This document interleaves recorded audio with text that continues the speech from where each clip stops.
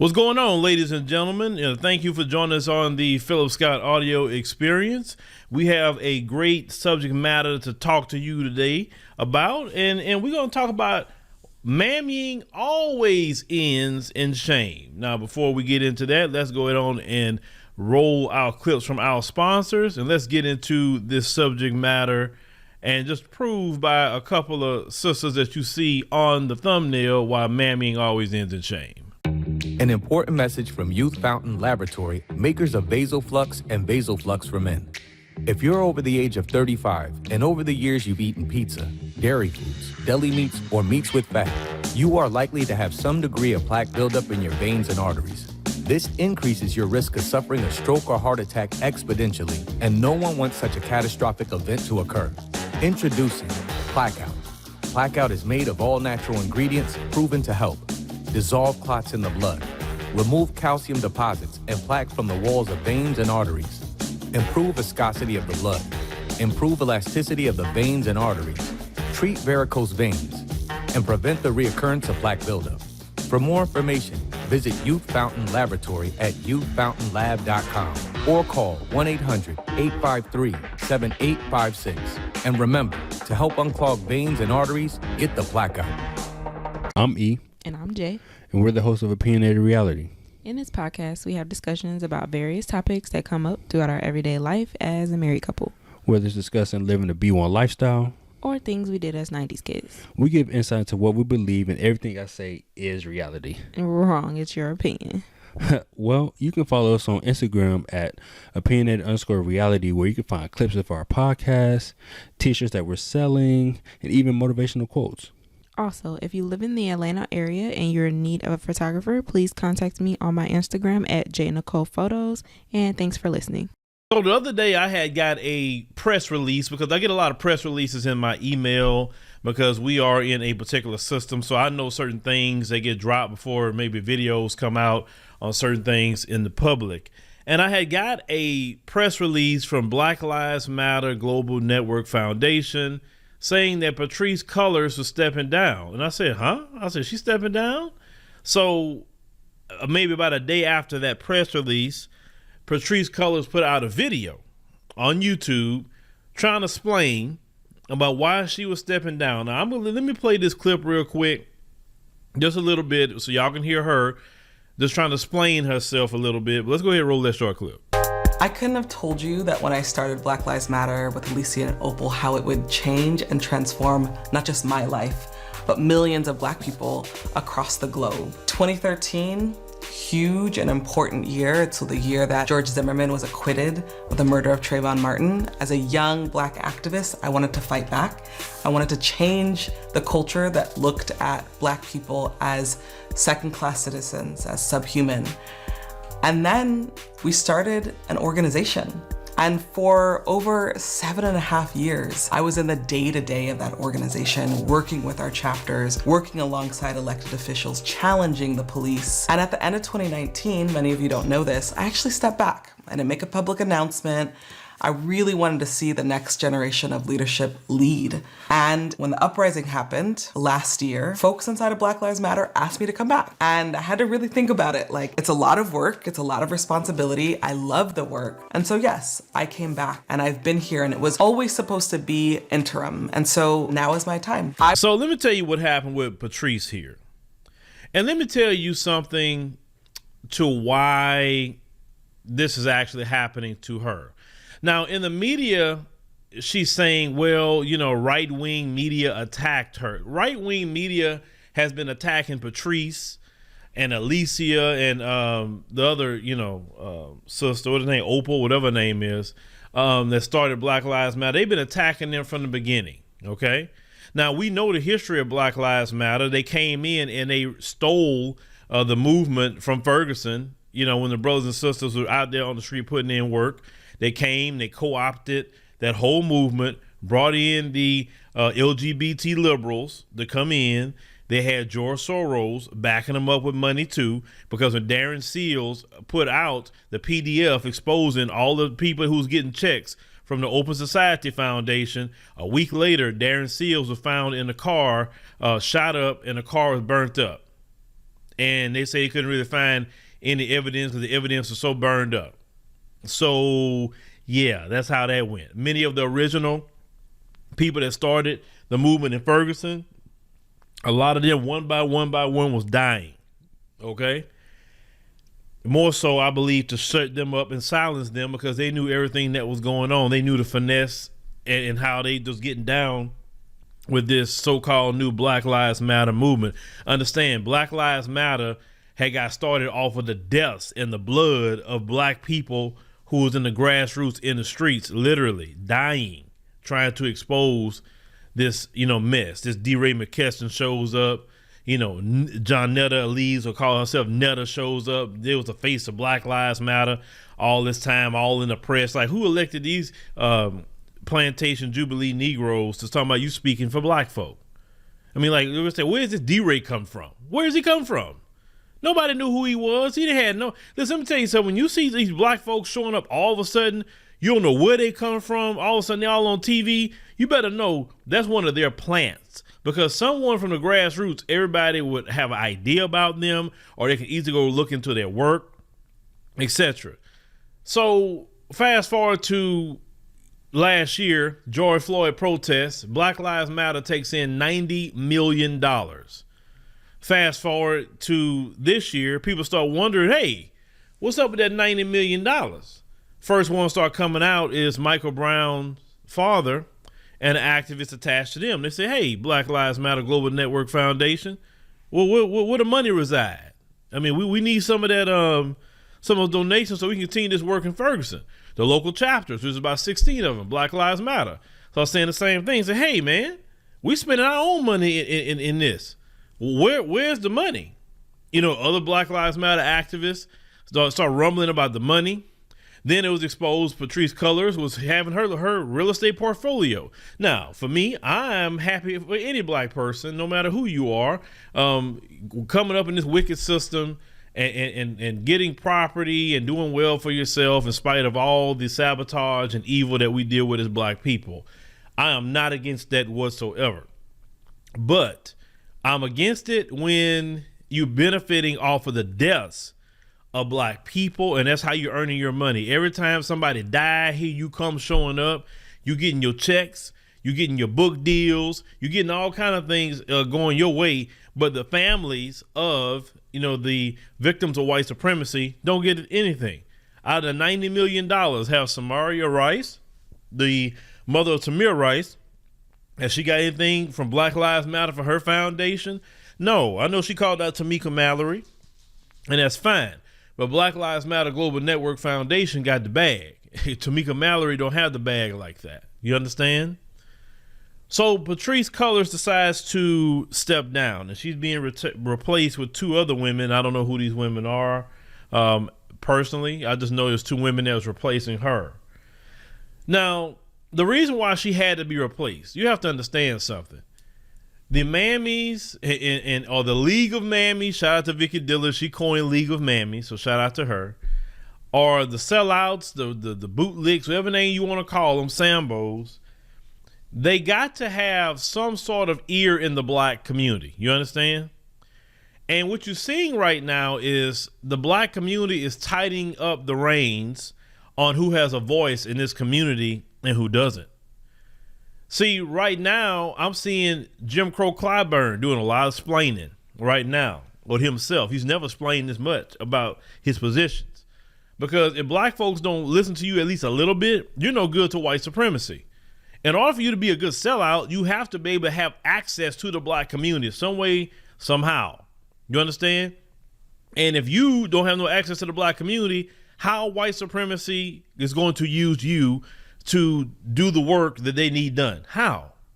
So Patrisse Cullors' name is mud in the black community. She can't go talk to nobody. So I know they told her, look, Patrisse, it was a good run, but you're gonna have to bow out.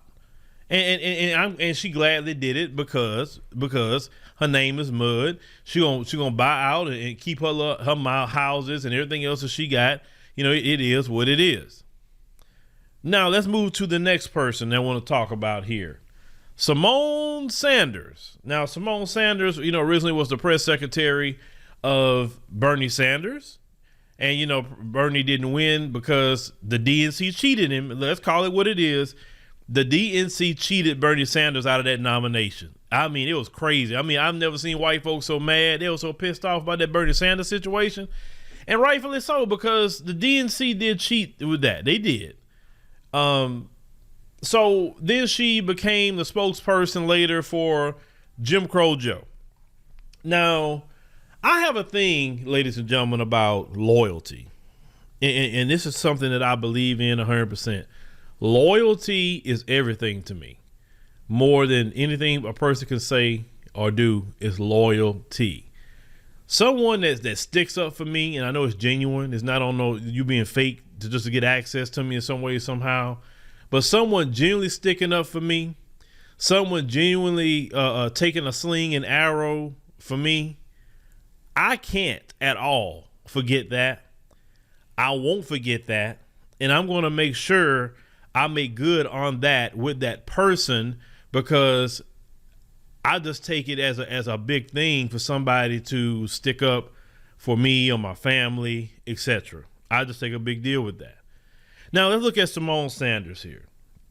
You remember Symone Sanders, she had tackled a protester that was going to go charge Jim Crow Joe. Now, he had the Secret Service detail at that time, but this sister decided to tackle a protester.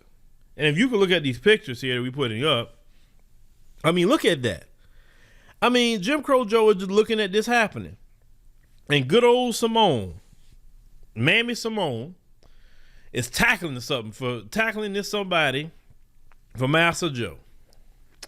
Now, when he won, you know, and I say I'm using air quotes, when he won, and it was time to start passing out jobs, surely Symone thought, you know, hey, nobody put in work for Joe Biden like me. Nobody put in this work. Man, I even tackled somebody for Joe Biden. Matter of fact, I stood up to my community and I was getting all the brunt of his mess that I had nothing to do with to get something out of that administration. Okay. And Symone said, you know what, if I tackle, you know, this woman today, if I tackle her, then maybe, just maybe, I'll get this press secretary job. Maybe I'll get that. But what ended up happening? She didn't get the press secretary job, ladies and gentlemen.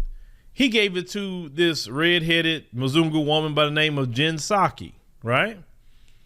Comes out later that Symone was very, very disappointed in Jim Crow Joe. Jim Crow Joe pulled the bait and switch. He pulled the rug from underneath Symone. He did everything wrong to Symone. Now, he didn't care about her tackling somebody like a linebacker. He didn't care if she was Lawrence Taylor for him. He didn't care at all. He just said, no, you're not doing that job. Well, that's the job that she deserved. That's the job. And matter of fact, it wasn't just her that deserved that job. I would even say Roly Poly Martin even deserved that job. All the crap Roly Poly Martin was doing for Joe Biden and the Democrats, and they still gave him nothing either. Just to add a side note. So Symone Sanders was upset about that because she did all that, and look what she gets. She get a spokesperson job for the vice president. Man, nobody looking for the spokesperson of the vice president. Nobody even talk to the vice president. We know that. And then last but not least, let's look at Keisha Bottoms, the mayor of Atlanta. I remember the first time I went to Atlanta, ladies and gentlemen, and I saw this picture here when I was coming down the escalator. I said, oh man, look at that. I said, you got actually a mayor named Keisha. I said, shout out to all the Keishas out there that could be listening. Because, you know, any girl named Keisha, LaKeisha, or whatever, they try to, you know, say negative things about sisters named Keisha and all of that. And, you know, it's like, it's a name. That's the sister name, and that's what it is, right? But, you know, the stereotyping and the racism and all that goes along with that. So I thought that was cool. You know, I said, see her, you know, coming down the escalator in Hartford Jackson Airport Very, very busy airport. Oh my God. I think that's the busiest airport I've been to so far, right? If you got a flight coming out that airport, get to that airport 3 hours before your flight. Trust me on what I tell you, because normally I can fly out of Houston, Hobby. I can get there hour and a half, get through security, whatever. And that's with TSA pre-check, right? You go to freaking Atlanta airport, even with TSA pre-check, you still, I almost missed my flight going through there, right? Trying to get there 2 hours prior. So I said get there 3 hours prior. So we look at everything that happened with Keisha Bottoms, and at the end, she says, no, I'm not going to run again. Even though she's up in the polls, even though the people in the city, like, we want her to be our mayor again, they didn't say we want her out. No, them folks say, Keisha, no. But see, she was expecting a job too from Biden. Matter of fact, she was even being vetted to be the vice president. And I said, well, maybe Keisha would be better to be the vice president because Keisha don't have that track record as Kamami Harris. Ooh, speaking of Kamami Harris, Judge Joe Brown, oh my God, he roasted the hell out of Kamami Harris. Man, Joe Brown knew every dude in every position this chick was being a belly warmer for. Oh my God. I mean, he ended up calling, and I'm quoting, he called her Kamala Imhoff. That's what he called her. I like, wow, Judge Joe Brown. Man, look, he had did an interview with Kwame Brown. Like, I'm telling you, he flamed her so bad. And I knew he wasn't lying, because you can just you can know when people like BS and nah. Judge Joe Brown knew exactly what he was talking about. He was heavily tied in California in the area of the court system and different people he knew, right? So Keisha Bottoms, thought that maybe I would become the vice president, which I would have thought that would have been a better choice. But he ended up going with Kamala Harris, the one that her name was mud to black people. Black people didn't like her. Black people say, nope, she's done. She's the one to come up here and say, she's not only going to do something for black people. And maybe Jim Crow Joe say, hell, that's the right one I want, because I don't want to do nothing for black people either. And he hasn't done a thing for black people. And even the black people that's diehard Democrats, that love Democrat like a religion, even those black people say, oh, wait a minute now. Hold on, Joe. Now, you doing a little too much, and you ain't done nothing for black folks. Even those people. Look, I watched this video, thought it was funny. This one brother said, man, I voted for Joe Biden. He said, it was funny. He was like, Donald Trump, I am sorry. I apologize for voting against you. Say, please come back and run again. I'll vote for you. Man, I don't know what I was doing voting for Jim Crow Biden.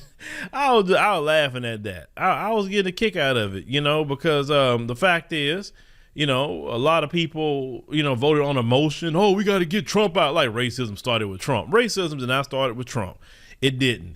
Let's call it what it is. If you was in business, and a lot of black people are in small business, the Trump tax cuts was awesome for black people. Let's call that what it is. Black people was getting SBA loans, things they wasn't even getting during the Obama administration, right? Black people was seeing a lot of money in their 401k. Matter of fact, right before my dad retired, he talked about it. He said, look, I don't like that racism that Trump got going on and that fool crazy, all the stuff you see on Twitter. He said, but man, ever since he been in office, my 401k, it just blew up. He said, look, if he run again, I'm going to have to go vote for him. And I never vote for no Republican, but if he run again, I'm going to have to go vote for him because my 401k look too good. Every black person I was talking to, male and female, was talking about their 401k was looking good. I mean, the gas prices was so low. Do you understand that the barrel of oil was negative $60? Negative $60. That was unheard of. That's why our gas was so low, right? We was energy independent. Like I said, we didn't need nothing from a foreign. The moment that fool got in there, he set up there, signs an executive order, get rid of the Keystone Pipeline. Do you realize how many black men and women lost their jobs when that fool did that? And I seen this one video, this brother said, I lost my job. How am I pay my mortgage? How am I feed my children? He said, just a stroke of a pen, I lost my job. You know what I'm saying? The Keystone Pipeline that came from Canada all the way down even here to Houston provided lots of jobs. Oil flow. When that Colonial Pipeline was hacked, if you remember that, and it was down for days, if he would have kept the Keystone going, he wouldn't have had much of a hiccup. But this silly guy, the first thing he gets into to do is shut down the Keystone Pipeline and shut down jobs in the middle of a pandemic. You understand what I'm saying? So a lot of people that's diehard Democrat, I'm hearing them every day saying, man, I'm regretting this. And say, man, I mean, the buyer's remorse is for real. But you know what? Some of them say, well, they voted because of the racism. And, you know, it just had to happen like that. I look at it like that as a good lesson learned. And I really believe that the Democrats have really hurt themselves with black people. And I love it. I love every minute of it. I love it because we should not have no loyalty to a Democrat. We should have no loyalty to a Republican. We should only have loyalty to the black community only and our interest, whatever that may be at the time period. You understand? So maybe black folks next time will not just look at no political party and look at our interest. If they don't have any interest in black people, you don't vote for them. You sit yourself at home. That's the way that works. Well, we got to vote. We got to do, man, we ain't got to do nothing. The only thing black folks got to do is eat. You have to sleep. And one day you're going to have to die. That's the only thing you got to do. Anything more than that's a choice. You understand? So when you look at what's going on with Simone Sanders, Keisha Bottoms, and Patrice Cullors, mammying always ends in shame. All three of these women had the opportunity to take a stand for their community, to be sheroes for their community. But they decided to be Democrat first. And we did a video about Democrat first versus Black first on our African Diaspora News channel. Make sure you check that out. But a lot of people are getting tired of the Democrat first. And the mammying and the selling out ends in shame. You understand? Now, the difference with them versus, they said, Candace Owens, well, Candace Owens is speaking to a white audience. She ain't speaking to black folks. So black folks, you know, they don't listen to her no way. But even in people like Candace Owens, she still, no matter what she says, she still want to be with her people. Because I watched her a few times when she's around black people, right? And she's, even if she's going back and forth with black people, Candace is happy when she's around black people. I see her mode is a little different. Candace want to be back home where she belong, right? But see, Candace, you know, she's all into getting her money. But I see Candace. Matter of fact, all those so-called black conservatives, eventually they try to worm their way back to the black community some way, form, or fashion. Hey, brother, nah, I'm just saying this, you know. But brother, you can't serve, you know, a white conservatism, brother, and talking about serving the black community, just like you can't serve white liberalism, because both of them have the end of white supremacy. Both of them have that. It just, one wants to be a harsh slave master, and the other one wants to be a little lenient, and wants you to maybe participate in helping them, you know, dominate and control you. Understand? So that's how that works. So that doesn't work for black people whatsoever. Like, you understand, we talked about this. The whole system is corrupt. In order for the system to work, the whole system got to come tumbling down, and it has to be rebuilt on a system of justice. That's the only way it can be built. But at the end of the day, when it comes to Simone and Mayor Keisha and Patrice, I'm pretty sure, hopefully they learn good lessons.